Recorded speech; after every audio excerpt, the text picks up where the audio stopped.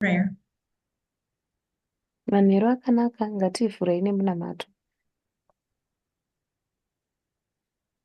Our God in heaven, Mwari wedu kudenga, we come before you today tinouya pamberi penyu nhasi asking for eye salve tichikumbirawo zodzo yemaziso so we can see, kuti tigone kuona, asking you for wisdom tichikumbirawo njere so we can understand.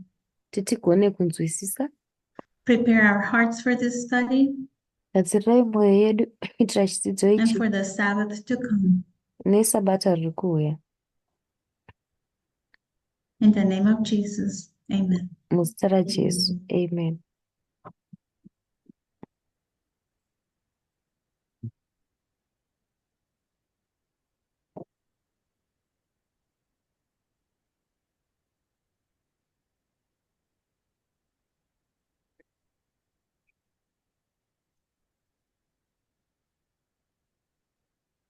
The wind blows wherever it pleases.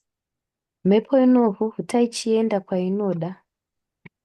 You hear its sounds, but you cannot tell where it's coming or where it's going.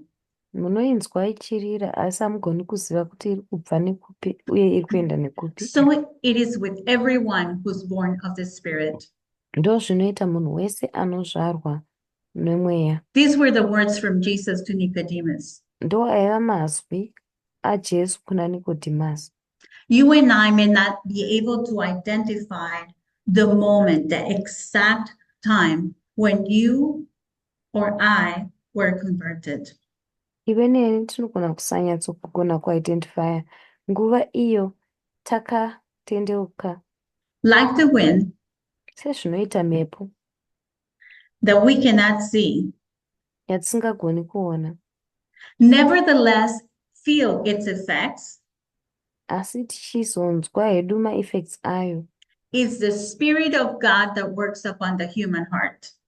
Ndizvo zvinoita mweya mutsvene waMwari uchishanda pamwoyo yevanhu. Let's read quote number 1. Ngativerengei quote yekutanga. This new life will begin bearing fruits, witness, Upenyu hwenyu hwotanga kubereka zvibereko uchipa chapupu, demonstrating its transformation. uchiratidza kushanduka kwawo. Those who become new creatures in Christ Jesus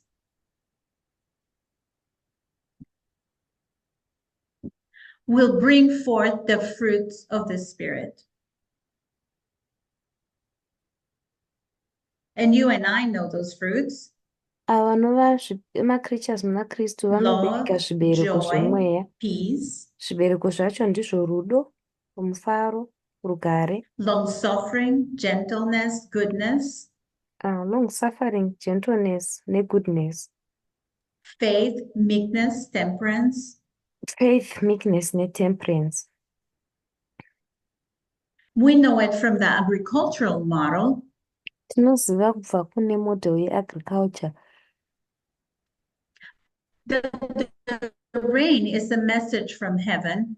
Kuti mvura imeseji inobva kudenga. The plant absorbs the rain and will start producing fruits, results. Chirimwa chinomwirira mvura chotanga kubereka chibereko.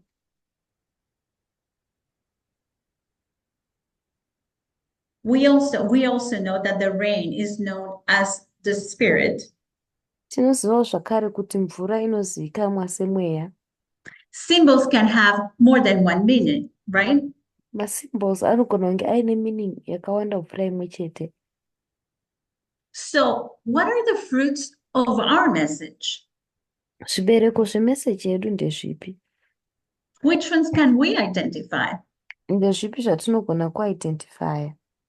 Gender equality, Gender equality, fractals, mafractals, 2520, 2520, time setting, time setting, parable methodology, methodology yemaparable, line upon line. line upon line. Let's read verse 2. Ngativerengei chipiri. Like my teachings fall like rain, let my teachings fall like rain, Regai dzidziso dzangu dzidonhe semvura inonaya. and my words descend like dew, Mashoko angu odzika sedova, like showers on new grass, semvura inopfunha-pfunha pahuswa, like abundant rain in tender plants.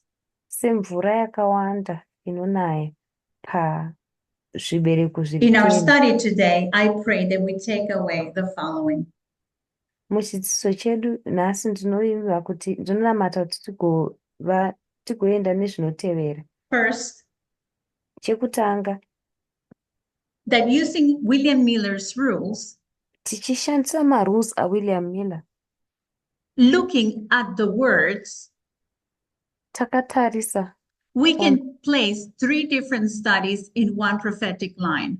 pamashoko tinogona kuisa zvidzidzo zvitatu These three studies are zvechiprofita mulaini rimwe chete.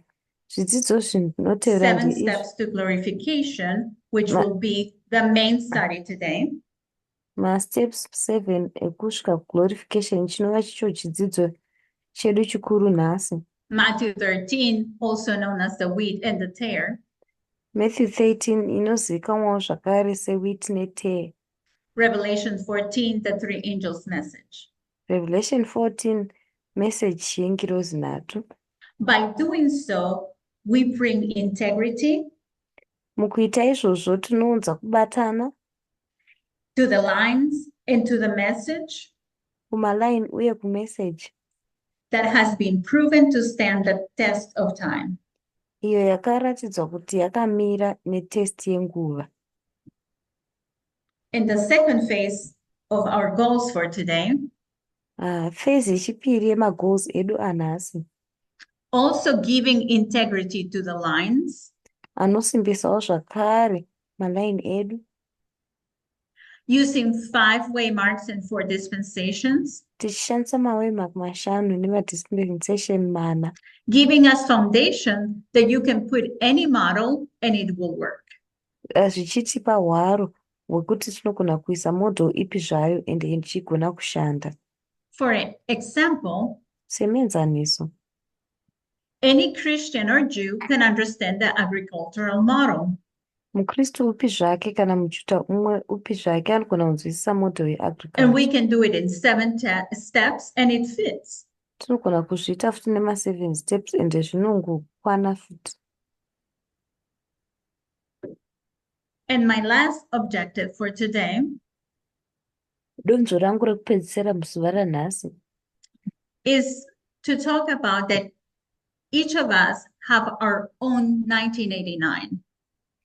kutaura kuti umwe nemumwe wedu ane 1989 yake ega, Individually speaking and corporately speaking. tichitaura sema-individuals uye chizotaurawo takabatana.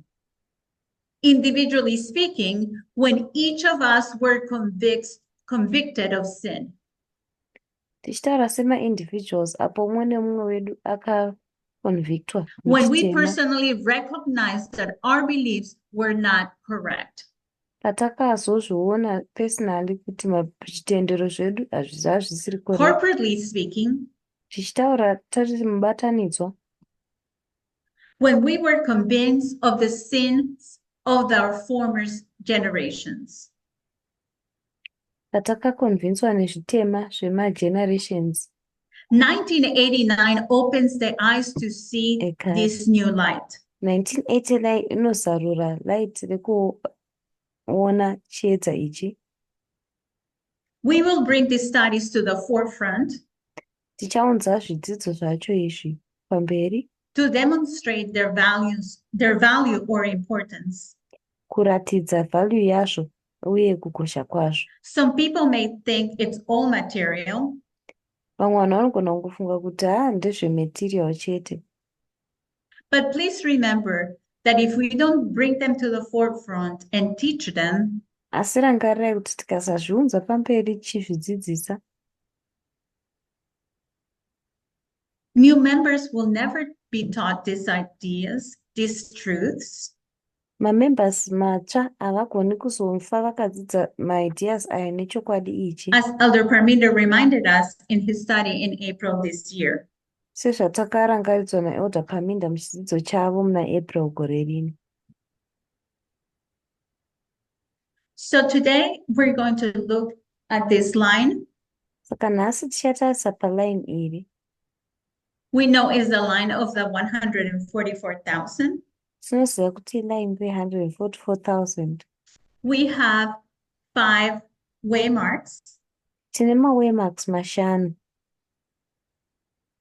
1989, 2001, 1989, 2001, Sunday Law, Daniel 12:1, Sunday Law, Daniel 12 ndima ya1, and Second Advent. nekudzoka kwechipiri. In there, we are going to plug the agricultural model in the 4 dispensations. Imomo tichapfekedzera model yeagriculture nemadispensation mana. The plowing of our hearts, our minds, Kurimwa the mwoyo early yedu rain, nepfungwa dzedu, mvura inonaya yekutanga, the latter rain, mvura inonaya and yechipiri, harvest. uye goho. We also have added in there the arrival and the empowerment of the 3 angels' messages. Takazoisawo makare imomo kusvika nekusimbiswa kwemeseji dzengirozi nhatu. But most of our time today is going to be studying the 7 steps to glorification, and we're going to put it, fitting it in this same model. Asi chidzidzo chedu chanhasi chichananga pama7 steps eglorification. Tichazofitawo zvimwe izvi muchidzidzo ichi.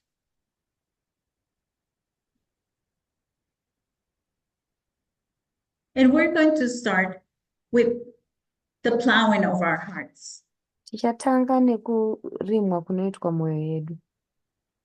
We can also say the plowing of our minds, Tinogona kuti plowing yemaindi dzedu, referring to the study of the nature of humanity or the nature of Christ. tichitarisa chidzidzo chimiro chemunhu kana chimiro chaKristu.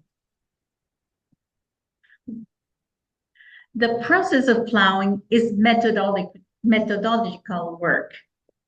Process yekurima ibasa remethodology. I have plowed a field with a tractor. Ndakamborima munda netarakita. I remember the instructions my dad gave me Ndinorangarira ma-instructions andakapuwa nababa vangu as he was handing me the steering wheel of the tractor for the first time. apo vaindipa chimudhiraivha chetractor kwekutanga. He said, find a name, a tree, a marker on the fence, Vakanditi tsvaga muti kana chinhu chekumaka pafenzi, and keep your eyes fixed on it. woramba maziso ako akatarisa pachiri. Get to the end of the row, Wosvika kunoperera row yauri kurima, turn around, wotenderera, and find another marker, another spot on the fence. wotsvaga imwe maka, imwe spot pafenzi. This process is hard. Process iyi yakaoma, It's uncomfortable, haizi comfortable, filled with unknowns, and you need to adapt to the changes of the terrain. yakazara nezvisingazivikanwi ende unofanira ramba uchichinja mukushanduka kunoita. Because if not, you're going to get stuck and you cannot move forward. Ukasato-adapta unoita And you'll never stuck, finish the urayogera work. kufambira mberi ende hauzopedzisi basa racho. Sometimes the wind blows Dzimwe nguva mhepo inotovhuvhutawo and there covers you yokukavha, and you cannot see. hauchagoni kuona. But you have a name in front of you. Asi une chinhu chiri kumberi kwako, You have picked something to look at unenge wanhonga chinhu chekutarisa, so you can move forward. saka unogona kufambira mberi. Like our hymn that we sang, Sehimi yedu yataimba, fix your eyes upon Jesus, isa maziso ako pana Jesu, and the things of earth will grow strangely dim zvinhu zvepano pasi zvinoramba in the zvichidzima, light of his glory and grace. tichizowana light yeglori yake negrace It yake. takes time. Zvinotora nguva. It's a process. Itori process. If we look at our line, Tikatarisa line redu, we're coming out of a period of darkness, tiri kubuda kubva muperiod yerima, both individually and corporately. sema-individuals uye seboka. It is 1989. In 1989, Your 1989 doesn't look like my 1989. 1989 yako haina kufanana ne-1989 yangu. Each of us have our own. Umwe nemumwe wedu anenge aine yake And pachezvake. as Ellen G. White says, Sezvinotaurwa naEllen G. White, we might not be able to pinpoint that moment when it happened, tinogona kusanyatsokubata kuti apa papoindi apa ndo pazvakaitika. that moment when it arrived, Moment iyi payakasvika, but the message arrived. message asi yakasvika. And we arrived to the first marker on our 7 steps to glorification. Tinobva tasvika pane chinhu chinotimakira chekutanga pamasteps Conviction. eruponeso, chinova And conviction. we saw yesterday, John 16:8, Takaona nezuro John 16 ndima that the ya8 Holy Spirit comes to convict us of 3 things: kuti mweya mutsvene unouya kuzoticonvicta zvinhu zvitatu: sin, righteousness, and judgment. chitema, kururama nekutongwa. Conviction, the dictionary says, that is a firm held belief or opinion. Conviction, dictionary rinoti kutenda kuri firm pane chimwe chinhu. When a person sins and they have made it aware by the Holy Spirit, Munhu paanotadza obva azivisiwa nemweya mutsvene. if we look back at the beginning, Tikatarisa kumashure kwekutanga, at the time of the end, patime of the end, 1989, pana 1989, we see that the first angel message arrives. tinoona kuti meseji yengirozi yekutanga What inosvika. is that message? Meseji iyoyo ndeyechii? Fear God. Ndeyekuti tyai Mwari. Why are we required to fear God? Kune mhaka yei tichinzi titye Mwari? Why is the first thing that we are pointed out is that we are in sin? Sei chiri chinhu chekutanga chatanongedzera chiri chekuti tiri muchitema? What is the problem with us? Dambudziko redu nderipi? Because our conscience are corrupted and no longer functioning well. Nekuti conscience dzedu dzinenge dzakorruptwa ende dzine dzisingachashandi zvakanaka. We have no idea about what sin is and what kind of sin is either. Hatizivi kuti chitema chii uye chitema chemhando ipi. We are not referring about moral sin. Hatisi kutaura nezvechitema chiri moral. No, because everybody before 1989 understood about morality. Kwete, nekuti munhu wese 1989 isati yasvika ainzwisisa nenyaya dzemorality. We are understanding the difference between, we knew that the difference between sinning, stealing, cheating, lying, we knew that that was wrong. Taiziva kuti musiyano uri pakati pekuba nekunyepa zvese izvi taiziva kuti zvava zviri wrong. The sin that we are dealing with Chitema chatiri kubata chatiri kushanda nacho is the sin of our former generations. Zvitema zvemageneration akauya The tisati subject of the 4th generation. ndiyo subject yegeneration yechi4. The progressive demise or crumbling of Adventism. Kudonha kana kuputsika kuri progressive For me, Adventism. Kwandiri, a 4th generation Adventist, Adventist egeneration yechi4 This statement hurts. kutaura kunorwadza. I am here today in agreement with it with tears in my heart. Ndiri pano nhasi ndichibvumirana nako kutaura uku ndine misodzi mumwoyo mangu. No matter that for the past few years I've been studying this message, Zvisinei nekuti makore mashoma apfuura ndandiri kudzidza meseji ino, it still hurts. zvichiri kungorwadza. It is evident that corporately the church no longer Umboo hwekuti vakabatana kereke understands the difference between right and wrong. haichanzwisisi musiyano uri pakati pezvakanaka nezvakaipa. We, Adventists of the fourth generation, Isu tiri maadventist vegeneration yechi4 were completely clueless. hatina kana ruzivo, And in this condition, we don't know what is right and what is wrong. mucondition iyi hatizivi zvakanaka nezvakaipa. Prophetically speaking, so God has to intervene. Tichitaura muchiprofita, saka Mwari anofanira kupindira. God has to send the Holy Spirit to convict us of sin.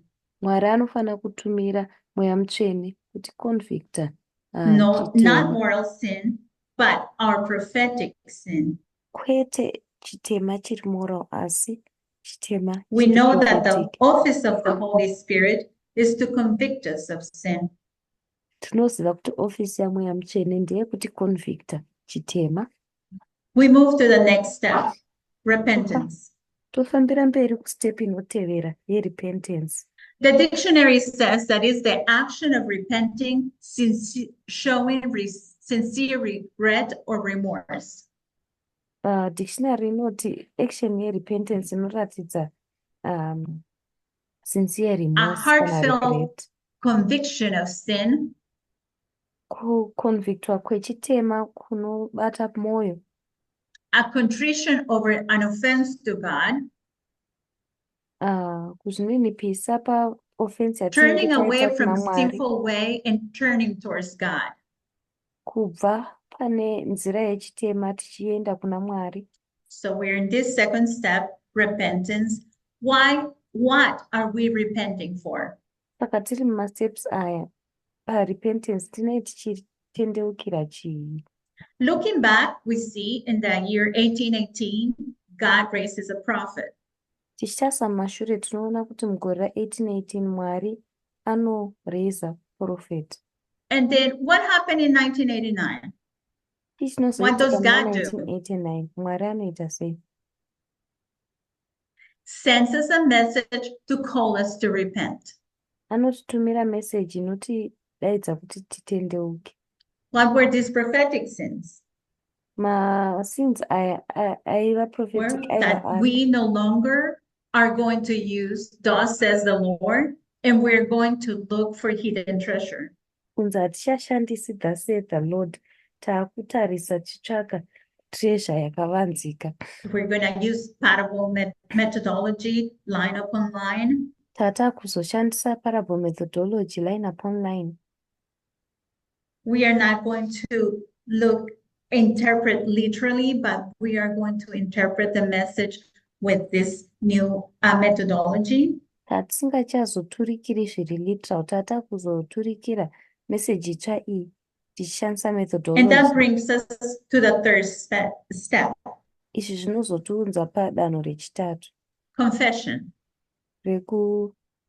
Reurura. The dictionary says that confession is a formal statement of admitting that one is guilty of a crime.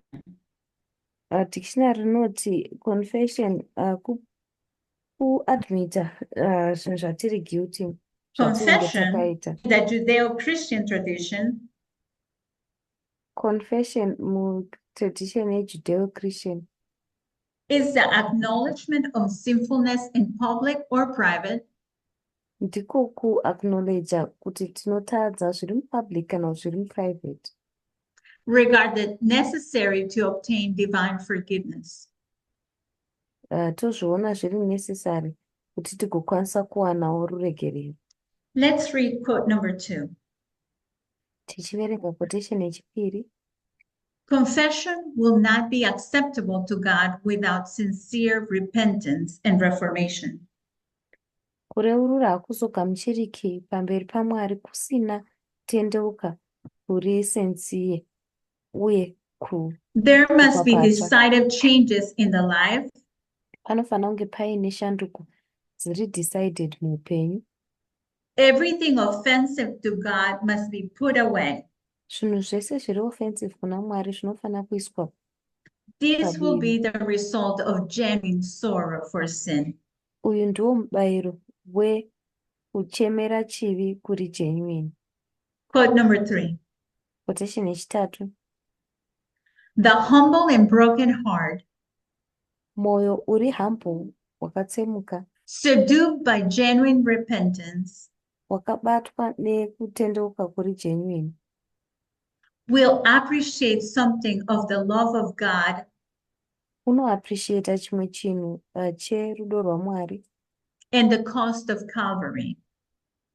Pacost yeCalvary. And as a child confesses to a loving parent, semwana anokonfesa kumubereki anomuda, so will the truly penitent bring their sins before God. ndizvo zvinoita uyo anokumbira ruregerero anounzawo zvitema As zvake it is pamberi paMwari. written, Sezvazvakanyorwa, if we confess our sins, tikareurura zvivi zvedu, God is faithful and just to forgive us of our sins Mwari ari faithful uye ari just kutiregerera zvitema zvedu and to cleanse us from all unrighteousness. nekutisuka kubva kune uipi hwese. We can start seeing maybe the duality of this study. Tinogona kutanga kuona pamwe uviri hwestudy. We are speaking about our individual as well as the corporate. Tikutaura pamusoro pedu sema-individuals zvakare pezvinhu zviri corporate. We saw yesterday that the everlasting gospel Tinoziva kuti nhasi evhangeri inogara is nekusingaperi a 3-step prophetic testing message. imeseji yemadanho matatu iri prophetic inotesta We vanhu. as a corporate body, Isu secorporate board we have been given discernment to understand takapiwa discernment yekuti tikwanise and kunzwisisa arrive to this very important step of confessing, nekusosvika pachidanho chakakosha ichi chekureurira, admitting the errors of our former generations. tichiadmita maerrors emagenerations ekumashure kwedu. And that's when we move to our next step, conversion. Ndo patinoenda kudanho redu rinotevera reconversion. The dictionary says that is the process of changing or causing something to change from one to another. Dictionary definition inoti iprocess yekushanduka kana kukonzesa kuti chinhu chishanduke kubva kune imwe fomu chichienda kune The imwe. fact of changing one's belief or action of persuading someone else to change theirs. Action yekugombedzera umwe munhu kuti aconvert kana kuti iwewe In the uchishanduka biblical kutenda kwako. sense, Musense yemuBible, conversion means a turning, conversion zvinoreva a spiritual turning away from sin. kutena kuri spiritual uchibva uchitema. Let's read quote number 4. Tichiverenga quotation yechi4. Every converted soul Mweya wega wega wakaconvertwa has work to do. une basa rekuita. We are to receive grace in order to freely give grace. Tinofanira kugamuchira nyasha kuti tigopawo nyasha zviri free. We are to let the light shine forth from bright in the morning star. Tinofanira kuti chiedza chedu chipenye kubva kune bright and morning star. To shed forth light in works of self-denial and self-sacrifice. Kuzopawo chiedza nemabasa ekuzviramba uye kuzvisacrifice. Following the example that Christ has given us in his own life and character. Tichiteedzera mienzaniso uyo Kristu anotipa mucharacter yake nelife From yake. this moment of conversion, Kubva pamoment iyi yekutendeuka, those who receive Christ are to become the light of the world. avo vanogamuchira Kristu vanofana kuva chiedza chenyika. They are to reflect the glory of the bright and morning star. Vanofana kureflecta mbiri ye-bright and morning Number star. 5. Chechishanu. Conversion is the work that most do not appreciate. Conversion ibasa iro vazhinji vasinga appreciate. It is not a small matter to transform an earthly, Hachisi chinhu chidiki kushandura chinhu chepano pasi, sin-loving mind mind inoda and bring chitema, it to understand the unspeakable love of Christ. woiunza kuti inzwisise rudo rwaKristu rusinganzi The charms of kutaura, God's grace, macharms enyasha dzaMwari, the excellency of God, excellence yaMwari, so that the soul shall be imbued with divine love kuitira kuti mweya ugozodzwa and captivated Manozi with the heavenly aMwari, mysteries. ugocaptivatwa nemamysteries When ekudenga. a person understands these things, Munhu paanonzwisisa zvinhu izvi, their former life appears disgusting and hateful. upenyu hwavo hwekare hunoratidzika huchisemesa, The person has a new huchivengeka. mind, Munhu uyu anova nepfungwa new itsva, affections, maaffections matsva, new interest, mainterests matsva, new will. will itsva. Their sorrows and desires and love are all new. Masoros avo nemadesires avo nerudo rwavo zvese zvitsva. Individually and corporately, at this step, we arrive with a burden, with a responsibility. Tiri maindividual uye takabatana seboka tinosvika pastep iyi tiine burden yeresponsibility.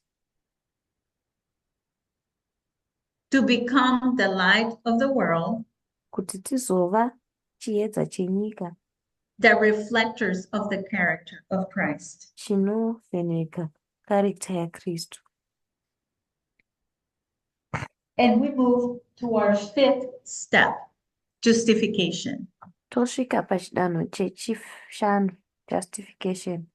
The dictionary says justification is the action of showing something to be right or reasonable. Dictionary rinoti justification iact yekuratidza chimwe chinhu kunge chiri right kana chiri In reasonable. theology, it says that is the action of declaring or making righteous in the sight of God. In theology inoti action yekudeclare chinhu kana kuchiita chiri right mumaziso aMwari. We have moved to a new dispensation in step number 5.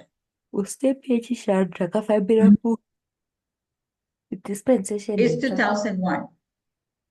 2001. Justification is a point in time. Justification ipoint munguva. There's a before and there's an after. Pane zvine zviri kumashure, pane zvinozoya kumberi. Quote number 6. Quote yechi6.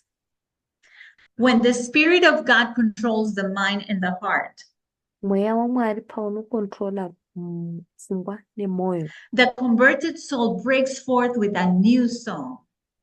soul iri converted inobreka For they forth realize nerwiyo rutsva, that their experience, the promise of God, has been fulfilled. nekuti vanoona kuti experience yavo yepromise yaMwari yafulfillwa, That their transgression has been forgiven. kuti zvitema zvavo zvinenge zvaregererwa, Their sin has been covered. zvitema zvavo zvinenge They have zvafukidzirwa. exercised repentance towards God Vanenge vaexercisa kutendeuka towards Mwari for violating the divine law. Kubva mukuviolata mutemo In waMwari. faith towards Christ, Nefaith kuna Kristu who died for the justification of humanity. akafira kujustifya vanhu. And we know from Romans 5:1 Tinoziva kubva kuna Romans chapter 5 that ndima being 1 justified by faith, kuti tichinge tajustifyiwa nekutenda, one has peace with God through Jesus Christ. munhu anova nepeace naMwari kuburikidza naJesu Kristu. And we move forward to step number 6, which is a very important topic for today. Tofambira mberi kustep yechi6 inova topic yakakosha zvakanyanya muzuva ranhasi. Sanctification. Sanctification. We're still in that dispensation. Tichiri mudispensation iroro ndo ratiri. The dictionary says that sanctification is the action or process of being freed from sin or purified. Dictionary rinoti sanctification ndiyo process yekusunungurwa kubva muchitema. The process of sanctification takes deliberate action on our part. Process of sanctification inotoda action ili deliberate kubva It also says that it's the action of causing something to be or seem morally right or acceptable. Inoti zvakare iprocess yekuita kuti chinhu chionekwe chiri morally right uye chichigamuchirika. When I look at this picture, pandinotarisa mufananidzo uyu, it reminds me how huge the field, the rows when I was plowing looked like before my eyes. Inondirangaridza kukura kwakaita munda uye marose acho tanga akareba sei pandairima munda. In Acts of the Apostles 560.1 says 560 ndima 1 inoti sanctification is not the work of a moment. Sanctification harisi basa remoment, an hour, rehour, a day, rezuva, but a lifetime. But ibasa reupenyu hwese. It's a process. A process. We must keep up the condition of sanctification. Tinofana keep up nema-conditions e-sanctification. Staying sanctified every day of our lives. Tichiramba tiri sanctified zuva nezuva reupenyu hwedu. 2001 brought sanctification. 2001 ndo yakaunza sanctification.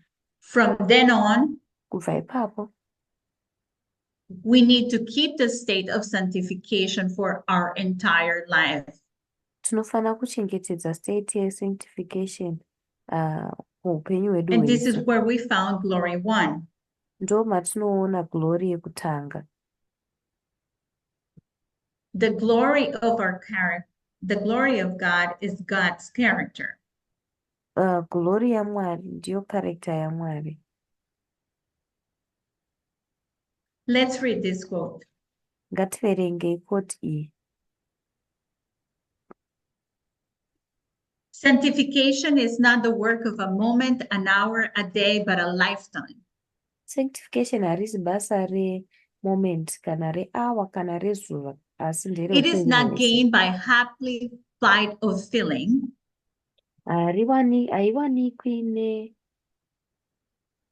But it's the result of constantly dying to sin. nekufara flight kwe-feeling, asi unowanikwa Constantly nekuramba living for uchingofa Christ. kuchitema, uchiramba uchingoraramira Kristu. Wrongs cannot be rightened. Zviri wrong hazvigoni kuitwa zviri right. Nor reformations form in the character by feeble, Zvakare ma-reformations haagoni kugadzirwa mucharacter intermittent efforts. nema-efforts ari feeble, ari intermittent. It is only by long, Zvinongowanikwa chete kuburikidza persevering effort, ne-effort yakareba ine kushingirira, sore discipline, discipline iri yakanyanya, and stern conflict that we shall overcome. neconflict yakanyanya zvakadaro iyo kuti How we can make this applicable to our corporate sanctification progress? izvi tinozviita kuti zviapply sei process yedu ye-sanctification is perfect. Do you think it's true and applicable to us in this movement? Munofunga kuti ichokwadi here uye zvinoaplya kwatiri here muno movement? Isn't it true that it has been a long, persevering effort? Haisi chokwadi here kuti yanga iri effort yakareba yanga ine kutsungirira mukati? That it has taken sore discipline? Kuti zvakatora discipline yakanyanyisa? Just in a few years that I've been around, makore mashoma ndandiripo, there has been a great volume of stern conflict, pakava nevolume huru yekurwisana kwanga shakings, kuripo, members leaving the ranks, mashakings, mamembers vachisiya maranks, controversies, unhappiness, bitterness. macontroversy, kusafara, marwadzo ekutsamwa. Have we overcome all of it? Takakunda here zvese izvozvo? When we do a mental inventory Patinoita inventory yemupfungwa, of our groups, our fellowships, yemapoka edu, yemafellowship edu, do we still see evidence of racism, misogyny, and homophobia? tichiri kuona here evidence yeracism, yemisogyny, yehomophobia? Do we still struggle with the true meaning of what being a radical feminist means? Tichiri kuona here tiine kutambura nekunzwisisa kuti kuve muradical feminist chii, zvinorevei? Do we really know what it takes to be one? Tinonyatsokuziva here kuti zvinotora chii kuti unge uri muradical feminist? Do we truly understand how radical feminist organization works? Tinonyatsokunzwisisa kuti organization yeradical feminism inoshanda sei here? Do we still have corrupted ideas tinted with shades of old? Tichiri nepfungwa dziri corrupted here, dzakatindwa nezvinhu zvekare? I pray today that we as individuals are walking in everyday sanctified life. Ndinonamata muzuva ranhasi kuti isu sema-individuals tiri kufamba muupenyu And that our hwakasanctified. characters are reflectors of the love and example of Christ. Zvakare kuti macharacters edu anoreflecta And muenzaniso that our corporate wemutemo waKristu. character Uye kuti character yedu seboka, of us as a movement yedu semovement, has found sanctification and is actively maintaining yakawanawo sanctification uye iri kumaintaina zviri active a condition of equality as its mission and vision. condition yeequality semission yayo nevision yayo. And now we transition, we're still in sanctification, but we transition to a different new dispensation. Tichiri musanctification tinobva tashanduka kuenda kudispensation ritsva, It's harvest time. nguva yegohwo. For those that have worked in agriculture, Avo vakamboshanda muagriculture, you know how joyful the harvest time is. tinoziva kuti nguva yegohwo inofadza sei. Yet there's so much work to do in front of you. Asi paine basa rakawandisa rekuita pamberi pako. You can see the fruit, the grain is ready and gold and right. Unogona kuona zvibereko, grain raaready, riri gold, riri white. This is not time to rest and bask on the success. Haisi nguva yekuzorora uchiti takava successful. There is joy and there is also the cruel reality that sets in. Pane mufaro zvakare, pane reality yazvokwadi iyo inoseta in. What is it that you see there? Zviiko zvatinoona ipapo? Could it be that I see what I see? Ichokwadi here kuti zvandiri kuona ndizvo izvi, Mingle with the golden grain? zvakasanganiswa negrain riri gold Could riya? it be a tear? Inogona kunge iri tee here iripo? Quote number 8. Quote yechi 8. Christ's servants are grieved as they see true and false believers mingled in the church. Maservants aKristu anorwadziwa pavanoona vatendi vazvokwadi nevenhema They long to vakasanganiswa do muchechi. something to cleanse the church. Vanoshuvira kuitawo chimwe chinhu kuti vachenure kereke. Like the servants of the householder, Semaservants ehouseholder, they are ready to rip the tares up. vanenge varedhi kuti vadzure matezi iwayo. But Christ says to them, Asi Kristu anoti kwavari, nay, kwete, let's while ye gather up the tares, munogona kuti pamune muchiunganidza matezi, ye root up also the wheat with them. munozodzurawo zvakare wheat nawo. Let both grow together until harvest. Regai zvese zvikurirane kusvikira pagohwo. Christ has plainly taught that those who persist in open sin must be separated from the church. Kristu akataura achidzidzisa zviri plain kuti avo vanoramba vachipesisa muchitema chiri open vanofanira And when I'm kuiswa talking mukereke. about the church here, I'm referring to the movement. Pandiri kutaura kereke ndiri kutaura chireva movement. And if we are not walking, Kana tisiri kufamba, if we are not walking a life of equality, kana tisiri kufamba muupenyu hweequality,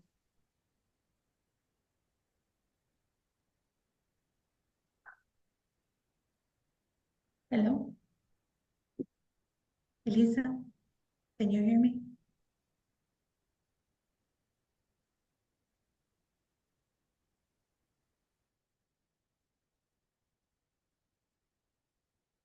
Kathy, can you hear me?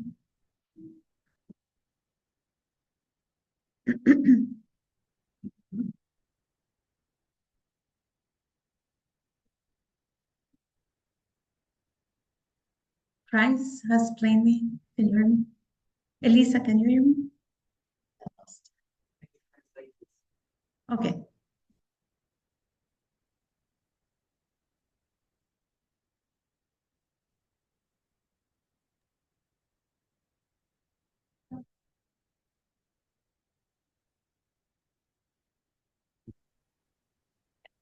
Okay.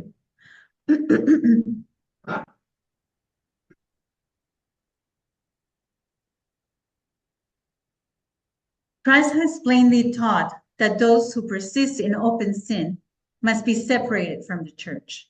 Kristu akadzidzisa pachena kuti avo vanopesisa muchitema chiri open vanofana kuseparetwa kubva kukereke. I cannot hear anybody.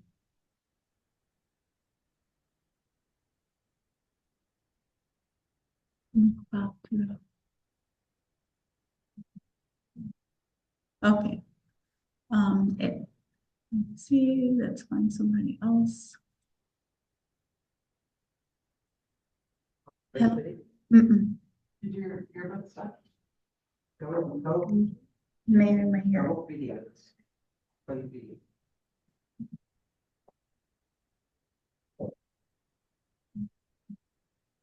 Go to. So we were talking about the time of harvest. Takachitaura nenguva yegohwo. And we were saying that Christ has plainly taught us Tanga achitaura kuti Kristu akatidzidzisa zviri pachena that those that persist in open sin must be separated from the church. kuti avo vanotadza vanofana kuseparetwa kubva kukereke. And we said that we were speaking about church equals this movement. Tanga tichitaura kuti takati kereke yakaenzana nemovement ino. If we are not walking a life of equality, Kana tisiri kufamba upenyu hweequality, if we don't know how to recognize how radical feminist organizations work, kana tisingazivi kuti maorganization eradical feminism kuti anoshanda sei, we're going to be separated. tichaseparetwa. For some of us, this could be frustrating. Kune vamwe vedu zvinogona kunge So zvichikuunidza why don't we uproot all the tares? kuti kuseiko tisingangodzuri matezi ese. Leave us alone, leave us in peace, just us. Ngavatisiyewo tega, vatisiye nerugare rwedu tingosara tiri tega. The special ones, Isu vari special vacho. but listen what the message of the Savior is. Asi teererai meseji yamuponesi kuti inoti kudii. Quote number 9. Quotation yechi9. Jesus has not committed to us the work of judging the character or motive. Jesu haana kutipa basa rekutonga character kana motive.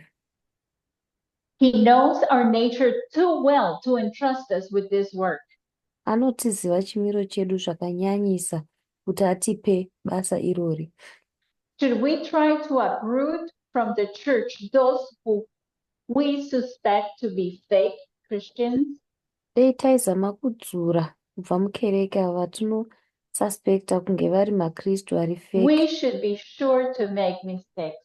Tinofanira kuziva kuti tinotoita mamistake.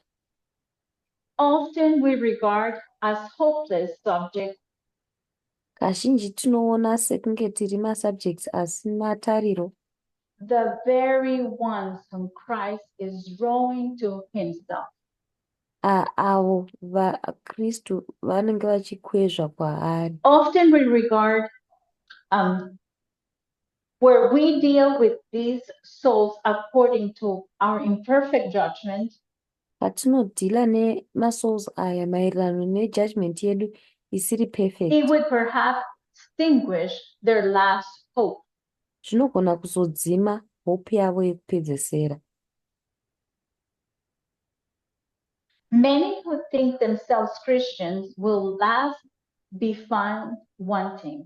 Vazhinji vanozviona vachizviti makristu, pekupedzesera vanozowanikwa Many will be in heaven who their neighbors suppose would never enter there.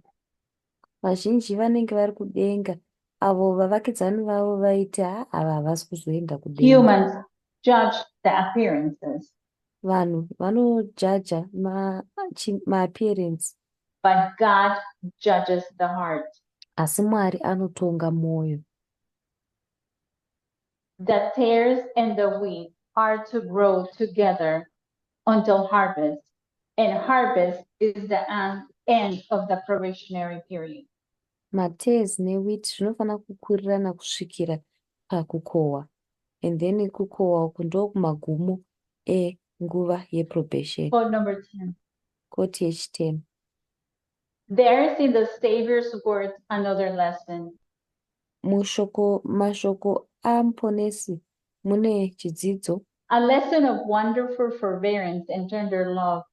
chidzidzo cheforbearance, murudo As the rwekutenda. tares have their roots closely intertwined with those of good grain, Semateres aine midzi yawo yakarukana neawo so false egrain members in the rakanaka. church may be closely linked with true disciples. Ndozvinoitawo mafalse members vemuchechi vanogona kunge vakalinkwa zviri close kune The madisciples real ezvokwadi. character of these pretended believers is not fully manifested. Character yazvokwadi yeava vanopretenda kunge vari vatendi haisati Were yanyatsokuburiswa they to pachena. be separated from the church, Dei vaizopatsanurwa kubva kukereke, others might cause to stumble, vamwe vaizokonzereswa kuti vazogumburwa, who but for this would have remained steadfast. avo vakanga vakamirira So izvi we see that vari the steadfast. reason is clearly presented here. Saka tinoona izvi zviri kurepresentwa riri A reason. lesson of wonderful forbearance and tender love is found in this prophetic truth. Chidzidzo cheforbearance iri wonderful nerudo rwurutenda runowanikwa And muchidzidzo is a ichi. call for us to action. Urwu rukoko kwatiri kuti tiite action. For us as individuals and for us as a corporate body. Kwatiri sema individuals uye kwatiri tiri seboka. to leaders and members alike. Kune ma-members, The call is to exercise forbearance and tender love towards one another. call ndeyekuexercise forbearance nerudo rwekutenda towards umwe Seek for nemumwe wedu. wisdom and patience and love. Kutaura wisdom nekuve patient nemurudo. The love that the message of equality brings. Rudo runounzwa nemeseji yekuenzana. And now we find ourselves, Tinozozviwana we found ourselves in a threshold in our last step.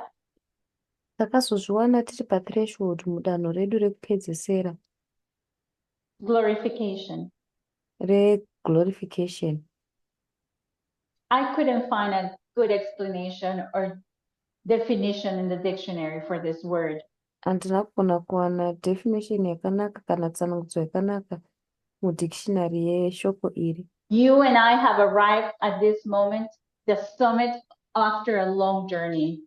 Iwe neni tinenge tasvika pamoment iyi mushure We merwendo could say it's the rwakareba. end of the path Tinogona kuti kumagumo in our kwepath, individual walk, in our mukufamba walk kwedu as a tiri church, as a individual, movement. mukufamba kwedu tiri sekereke semovement. This is where we find glory too, Ndipo patinowana glory yechipiri, the glorification of our body. kuglorifiwa kunoita miviri yedu. It comes at the waymark of the second advent. Inouya sewaymark pakudzoka kwechipiri. And paraphrasing for 1 Corinthians 15:51 to 53. Tikaenda kuna vakorinte vekutanga chapter 15 ndima ya51 kusvika ya53, We shall be changed tichashanduka in a moment, in a mukanguvana, twinkle of an eye, mukubwaira kweziso, at the last trumpet. pahwamanda yekupedzesera. For this corruptible must be put in corruption, Nekuti ichi chino and this chinoora mortal chinofana must put kufuka on kusaora, immortality. ichi chinofa chopfeka kusafa. This waymark, the one that we most, the one that we most await, Waymark iyi yatinonyanya kumirira the chaizvo, second advent. kudzoka kwechipiri. And at this point, you and I will agree with these words. Panguva iyi iwe neni tinotenderana nemashoko aya. Heaven will be cheap enough Denga rinenge rakachipa chaizvo if we obtain it through suffering. kana tikariwana kuburikidza nekutambudzika. We must deny self Tinofanira along the way, kuzvirapa pakati penzira, die to self daily. tofa kuself zuva nezuva. Let Jesus alone appear and keep his glory continually in view. Jesu ega oapia tochengeta upenyu glory yake When we will kusvikira see that apia. little cloud in the east. And I know that my rhetoric may not be likable or typical of how we present in our groups. Ndinoziva kuti kutaura kwangu kunogona kusangafaririki kana kuti kusina kufanana nekwatinopresenta mumagroups edu.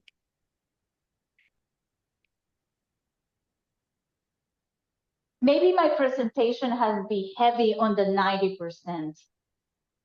Pamwe presentation yangu yanga iri heavy pa 90%.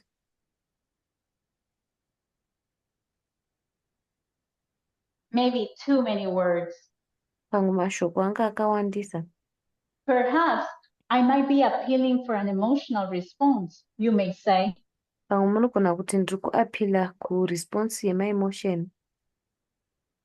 But no, my friends, Asi kwete shamwari dzangu. I am here today doing the best I can Ndiri pano nhasi ndichiita zvese zvandinogona to maintain a balance between ethos, pathos, and logos to the best of my ability. kumaintaina balance pakati peethos, pathos nelogos nepesi pandinogona napo. I am here today to encourage all of us to not get lost in the excitement of the 10%. Ndiri pano kukurudzira umwe neumwe kuti tisarasika muexcitement ye10%, Meaning the structure alone. kungoreva kuti structure yega. This encouragement is for us as individuals Kurudziro iyi ndeyedu sema-individual. and with greater underscore for us as a group. Tichizonyanyawo kutsimbidzira kuti We isu are seboka almost there. taakutosvika.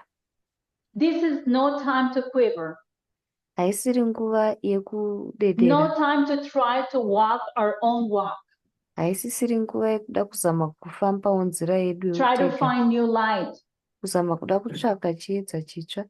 self-recognition. Self-recognition. This is time to press together. Iyi inguva yekupresa pamwe Too chete. many before me Vazhinji pamberi pangu had given up so much to carry on the light. vakagive up zvakawanda kuti chiedza The chienderere mberi. responsibility that comes with it. Responsibility inouya nazvo. We have been given eye salve of discernment. Takapiwa sodzo yemeso yekuti tikwane We have been kutizena. purified and made white and tried. Takacheneswa tikaitwa vachena tikatraiwa. We must use those gifts to encourage one another, Tinofana kushandisa zvipo izvi kuti tikurudzirane to teach pakati pedu. each other, to be ready to tell others. Kuti tinge tiri ready kuti tigozoudzawo I vamwe. will today, at the top of my lungs, my head, and my brain, Nhasi ndichitaura nepamusoro nepese pandinogona napo. encourages us to prepare to sing Kutikurudzira kuti tigadzirire kumira. the song of Moses and the Lamb, Tigadzirire kuimba rwiyo rwaMozisi negwayana. as presented to us in Revelation 15, 2-4. Sekupresentwa kwazvakaitwa kwatiri kuna Revelation 15, 2-3 na 4. Individually and corporately speaking, Sema-individuals uye seboka tichitaura. we will arrive to the shore and sing. Tichasvika kumahombekombe. Great and marvelous are your works, Tichizoimba great and marvelous are your words. God Almighty. Mwari, Just and true are your ways, just and true are your ways, O King of the saints. O King of the saints. Who shall not fear you, O God, Ndiani asingazokutyiwo Mwari and glorify your name? nekupambiri kuzita renyu, For you alone are holy. nekuti imi mega muri mutsvene, For all nations shall come and worship before you. nekuti ndudzi dzese dzichauya dzigonamata pamberi penyu, For your judgments have been manifested. nekuti mitongo yenyu yaiswa pachena. That when you and I find ourselves in front of the sea of glass, Iwe neni patinozozviona tiri pamberi pe-sea of glass, we will also say, tinogonawo kuzotaura tichiti heaven is cheap enough. denga rakachipa zvakadaro. All the efforts that so many for so long have endured, Maefforts ese akatungirirwa nevazhinji all the kwenguva refu, discipline of staying out of the ditches, discipline yese iyi yekuramba tisingadonheri mumakomba, take us as individuals and as a group to confess anotitora sema-individuals uye seboka kuti that God is great and marvelous. kuti Mwari vakakura uye vari The marvelous. methodology, Methodology, the lines, pfungwa, the truth, malines, chokwadi, the light that has been given light rakapiwa will bring us right to that white mark. zvichatisvitsa. The long persevering effort, Effort yekushingirira yakareba, the sword discipline, discipline yanga yakanyanya, the conflicts will maconflicts bring us to the end. achatisvitsa kumagumo. We have seen in this study Taona muchidzidzo ichi how well these lines fit with each other. kuti malines aya anofita zviri well sei pamwe chete. And as time has passed by, Nguva apo yanga iri kufamba, these concepts are still valid maconcepts aya achiri valid. if we don't forget the way God has led us in the past. Tikasakanganwa nzira iyo Mwari akatitungamirira nayo You and kumashure, I will find ourselves there iwe neni tinozviwana tiriko as individuals sema-individuals and as a group. uye seboka. We must press together. Tinofana kupresa pamwe chete. And today, Nhasi uno, as yesterday, sanezuro, my charge for all of us still is charge yangu kwatiri tese inoramba iri yekuti get ready, get ready, get ready. gadzirirai, gadzirirai, gadzirirai.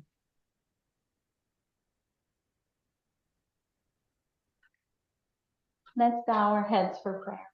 Ngatikotamise uso tinamate.